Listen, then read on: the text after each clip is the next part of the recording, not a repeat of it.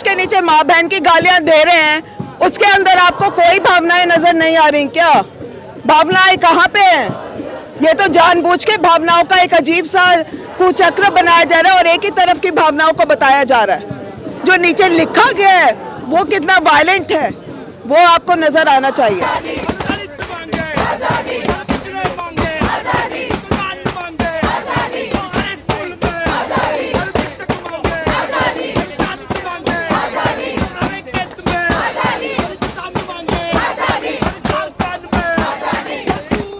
इस देश में कमजोर लोगों के जान की कीमत नहीं है।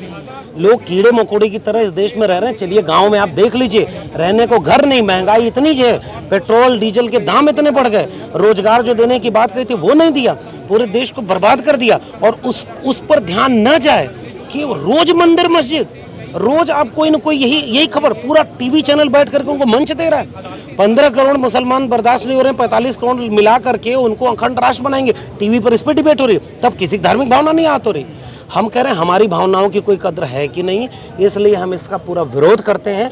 और कॉन्स्टिट्यूशन, इंडियन कॉन्स्टिट्यूशन को बचाने की लड़ाई है, अपने कैंपसेस को बचाने की लड़ाई है। कैंपस का मतलब ही होता है अलग अलग विचार के लोगों को जगह दी जाए ताकि वो अपनी राय रख सकें। एक बहुत महत्वपूर्ण बात है कि आप किसी की राय से असहमत होते हैं, लेख लिखिए, किताब लिखिए, उनके ऊपर तर्क करिए, सेमिनार कराइए। पुलिस कहाँ से बीच में आ जाती है? कौन लोग ये जो मुकदमा कराया है उसका इससे क्या मतलब भाई? जिन्होंने रतनलाल के बेटे को माँ बहन की गालियां दी हैं, धमकी दी है मारने की, उसका क्या होगा भाई? उनके परिवार की कोई अस्मिता नहीं है। ये सवाल है। इस देश में दलितों, पिछड़ों, आदिवासियों, कमजोर मजलूम लोगों के खिलाफ इस देश की सरकार है। इस देश के आम आवाम को एकजुट होकर के संविधान को बचाने की लड़ाई लड़नी है। सर क्या देश ऐसे ही चलेगा? जो इनके खिलाफ बोलेगा उन्हें जेल कर दिया जाएगा? कैसे चलेगा भाई? आप हैं, हम हैं, यहाँ देखिए हो रहा है प्रदर्शन। जब तक भारत का संविधान बचा है, मैं अभी भी मानता हूँ कि इस देश में बहुसंख्यक लोग हिंसक नहीं हैं, बहुसंख्यक लोग कमज़ोर नहीं हैं। इस देश में अभी भी बस आम आवाम को डराया जा रहा है। लेकिन हम जैसे ही अपने डर को दूर करेंगे ना, ये जो लोग डरा रहे हैं वो बेसिकली डरपोक हैं, इसीलिए पुलिस का सहारा लेते हैं, जुडिशरी का सहारा लेते हैं, मीडिया का सहारा लेते हैं। हम अगर लड़ेंगे तो वो हारेंगे, हम जीतेंगे।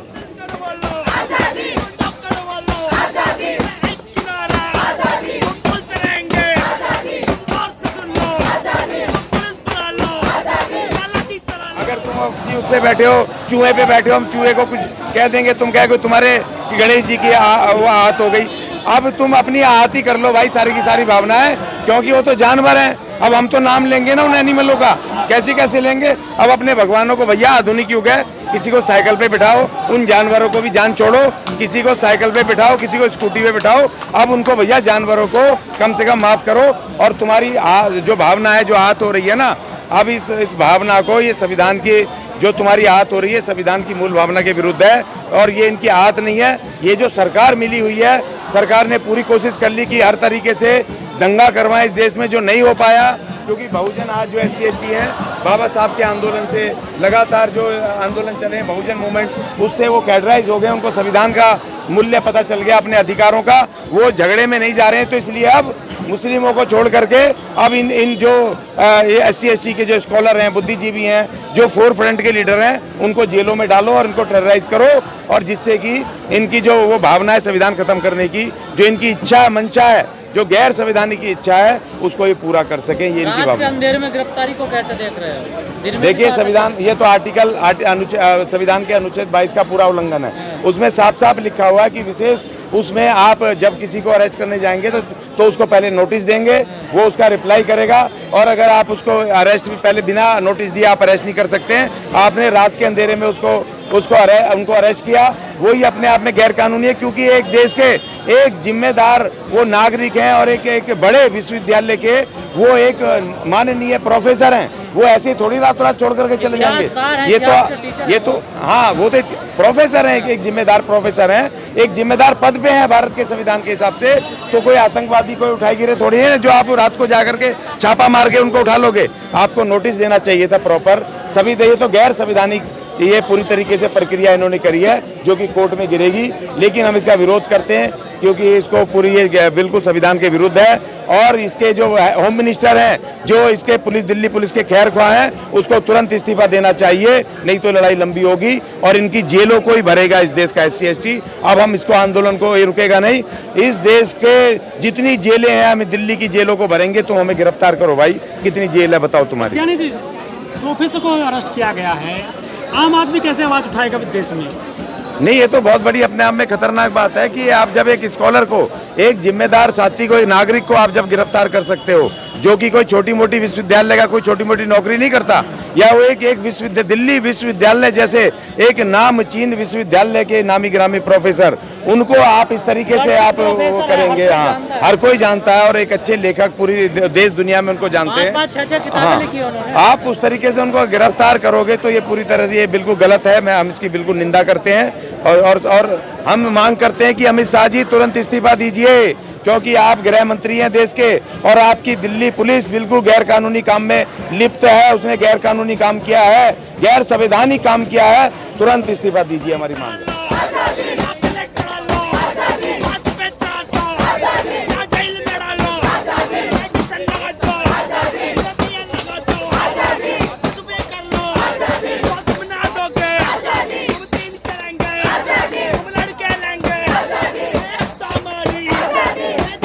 बीजेपी IT सेल का तो ऐसा नहीं है, वो तो रोज बहुत बहादुर होकर एक व्हाट्सएप मुसलमानों के खिलाफ निकाल ही देता है। तमाम व्हाट्सएप ग्रुप्स के ऊपर, फेसबुक ग्रुप्स के ऊपर उनके लोग लिखते रहते हैं। वो उसमें किसी की भावनाएं वो आहत नहीं होती। जो जहांगीरपुरी में हुआ, जो राम नवमी के नाम पे पूरे देश में हुआ, क्या उससे किसी की भावनाएं आहत नहीं हो रही? लगातार कह रहे हैं कि मेरी जान को खतरा है, मुझे AK-56 सरकार लाइसेंस दे और उसकी ट्रेनिंग भी देगी वो कमांडो को। नहीं, एक तरीके से ये सरकार के ऊपर टिप्पणी है ना कि एक आम आदमी अपने आप को कितना लाचार महसूस करता है जब वो मॉब को आते हुए देखता है। एक मॉब बन रहा है जो मारने को तैयार है, आपको लिंच करने के लिए तैयार है, आपके बच्चे को मारने को तैयार है। तो इस तरीके से वो कह रहे हैं कि मुझे फिर कुछ हथियार दिया जाए, मैं अपने को कैसे बचाऊं? लगातार धमकियां मिल रही हैं। तो सरकार या पुलिस का उस धमकियों के ऊपर कोई नजर नहीं है ना। जो कह रहे हैं मैं आपको मार दूंगा, उसके ऊपर कोई नजर नहीं है। यही शो की बात है। बनाया जा रहा है। बिल्कुल आप सही कह रहे हैं। वही मैं बोल रही हूँ कि जो उस टिप्पणी के नीचे बातें लिखी गई और उनके बेटे को उनके ऊपर निशाना बनाया गया, सरकार और पुलिस उसको अनदेखा कर रही है। लेकिन लोगों ने शायद वो पोस्ट पढ़ी भी नहीं। उन्होंने लिखा यदि शायद वो सिबलिंग है, तो यदि शायद लगा रहे तो सिबलिंग प्रूफ नहीं हुआ ना कि अभी सिबलिंग है या नहीं है वो। बिल्कुल आप सही कह रहे हैं। देखिए, सरकास्टिकली उनका बात लिखने का तरीका यह है कि एज अ हिस्टोरियन वो समझते हैं कि ये शिवलिंग शायद नहीं है। तो इसमें क्या प्रॉब्लम है? अभी तो कोर्ट ने भी नहीं कहा सिबलिंग है नहीं। बस इस्तेमाल हुआ वो कहीं ना कहीं एक धर्म से जुड़ी हुई चीज है। अरे जो पोस्ट के नीचे माँ बहन की गालियां दे रहे हैं, उसके अंदर आपको कोई भावनाएं नजर नहीं आ रही क्या? भावनाएं कहाँ पे हैं? ये तो जानबूझ के भावनाओं का एक अजीब सा कुचक्र बनाया जा रहा है और एक ही तरफ की भावनाओं को बताया जा रहा है। जो नीचे लिखा गया है वो कितना वायलेंट है वो आपको नजर आना चाहिए। यहाँ पे आके अमित शाह ने कहा कि यूनिवर्सिटीज़ को पॉलिटिकल अखाड़ा नहीं होना चाहिए। एक तरीके से ये सफाई का मामला चल रहा है कि जो हमारा विरोध करेगा उसका सफाया हो जाएगा। जो फेसबुक पे ज़रा कुछ लिख देगा, जिसको वो इस्तेमाल कर पाएंगे वो इस्तेमाल करके जेलों में डालेंगे। हम इस गिरफ्तारी को इसी तरीके से देख सकते हैं और रातों रात उठाने का मतलब ही है कि ऐसा काम सरकार कर रही है जो सिर्फ अंधेरे में हो सकता है। ये चोरी की तरह है। तो रात के 11 बजे जो गिरफ्तारी हुई है उसको मतलब उसी से जोड़कर देखा जाए कि? बिल्कुल आप उसी से जोड़ के देखिए। और मैं ये समझती हूँ कि रतन लाल जो इम्पोर्टेंट ओपिनियन बिल्डर है, जिन्होंने हज़ारों स्टूडेंट्स को प्रेरित किया है, ये उसी का नतीजा है कि रात के 11 बजे से स्टेशन पे प्रोटेस्ट चल रहा है। स्टूडेंट्स पहुँच गए और आज फिर यहाँ पर आर्ट्स फैकल्टी, स्टूडेंट और टीचर दोनों इकट्ठा हैं। मैडम, संविधान जंतर मंतर का चलाया जाता है और चलाने वाले खुलेआम घूम रहे हैं अभी तक। बिल्कुल आप सही कह रहे हैं। और जो बीजेपी के ओपिनियन बिल्डर हैं, जो ओपिनियन नेता हैं, वो खुल के कहते हैं कि मुसलमानों को कत्ल कर दिया जाए, बलात्कार कर दिया जाए। उसके अंदर किसी की जो भावनाएं ना जैसे कि हर्ट नहीं हो रही।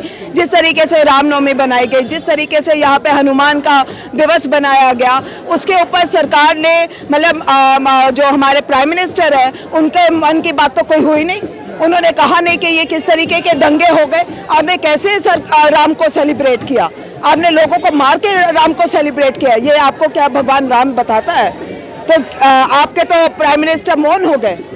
ये प्रॉब्लम है कि जो 80% जनता है उसका बड़ा नुकसान होने वाला है, क्योंकि जो असल मुद्दे हैं उसको एक तरीके से सरकार हिंदू मुस्लिम में छिपा देना चाहती है, चाहे महंगाई का हो, चाहे अनएम्प्लॉयमेंट का हो। ये जो यूथ है जिसके पास नौकरी नहीं है, 80% हिंदू है।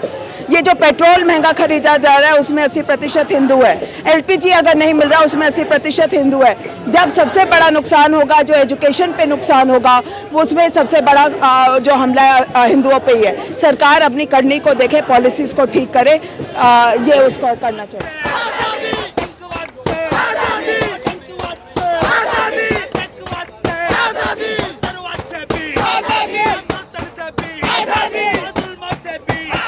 भीम आर्मी उनके बयान के साथ खड़ी है पूरी तरह से।